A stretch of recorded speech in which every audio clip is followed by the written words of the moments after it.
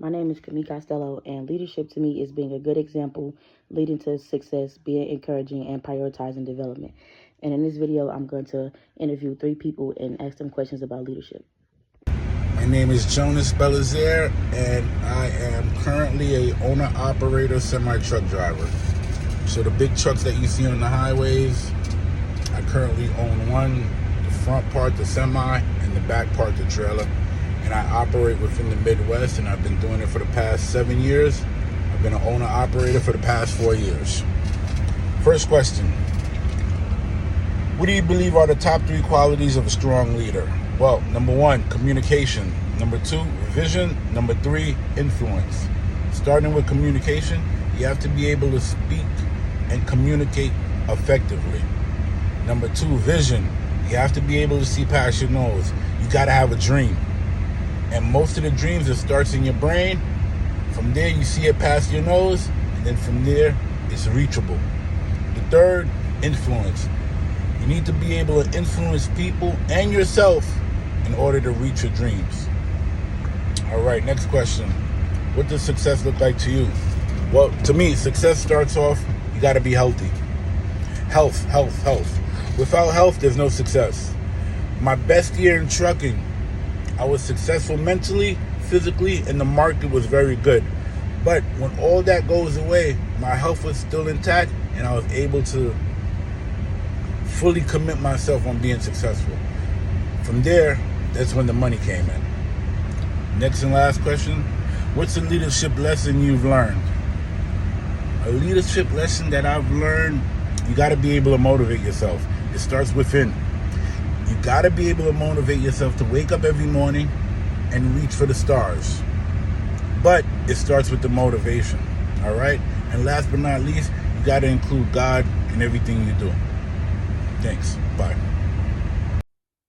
Hello, my name is Sean Morris. I do several things. I'm a real estate investor. I own a couple restaurants. I also coach football and track. Of course, my favorite leadership role is, of course, the one that pays the least, and that's coaching.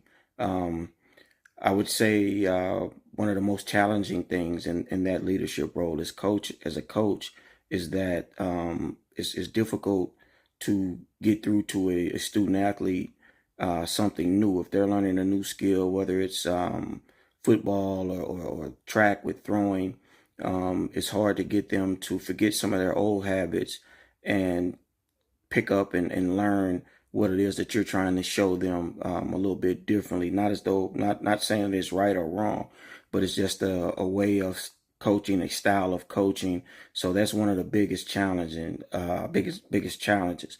What I'm most proud of, I say, as a coach and as a leader, I would say I'm very proud when I see a lot of the kids, student athletes that I've coached to go through high school and college and get an education, whether it's through a football scholarship or a track scholarship.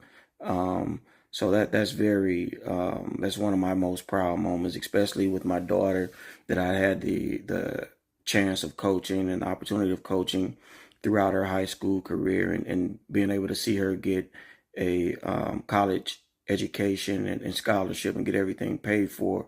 That was one of my biggest and most proudest moments.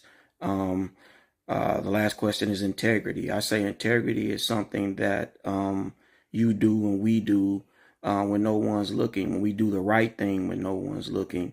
A prime example, I've passed by some places out in the county, out in the suburbs, where they may have fresh eggs out by the road, and it's an honor system. And so you can stop and pick up the fresh eggs and leave $5 for a carton of eggs.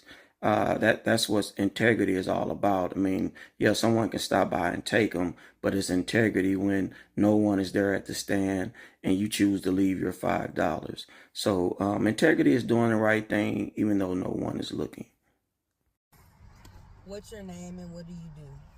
My name is Ernest Cheatham. I'm a senior prior authorization supervisor for the Department of Defense at Cigna. Also, I coach track and field. I'm a shot put and discus coach, throwers coach. How do you define your leadership style? I define my leadership style by teaching, coaching, and motivating. Teaching comes by showing them the task that needs to be done. Coaching is showing them how we're going to complete the task, the why. Why is it important for us to complete this task and what we're going to do to get this task done. And then motivate them. Cheering them when they're success, whether they're small or major. Cheering them on and keep them motivating. Things also drive to that. Who has influenced your leadership style the most and why? I think my leadership style was influenced by my grandfather.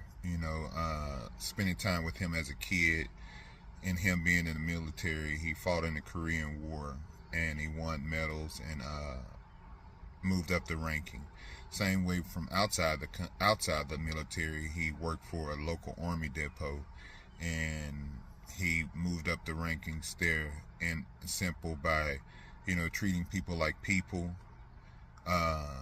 and not afraid to do the work to help them out. So he really played a big importance of my leadership style. And also Jerry Rice, I read his biography before, and he talked about one of my favorite quotes, I would do today what others won't do, so tomorrow I can achieve what others can't achieve. Putting in that work today so you can be greater tomorrow than the next man. How do you build and maintain a high-performing team? I think you build and maintain a high-performing team by treating people like people. Simple. Treating people like people and lead by example. So anything you ask them to do, be willing to do that job yourself. Treat them normal, whether they're the janitor or the CEO. Treating them the same way you would treat everyone else. Those two things makes you great in becoming a leader and help you in the next steps of your life.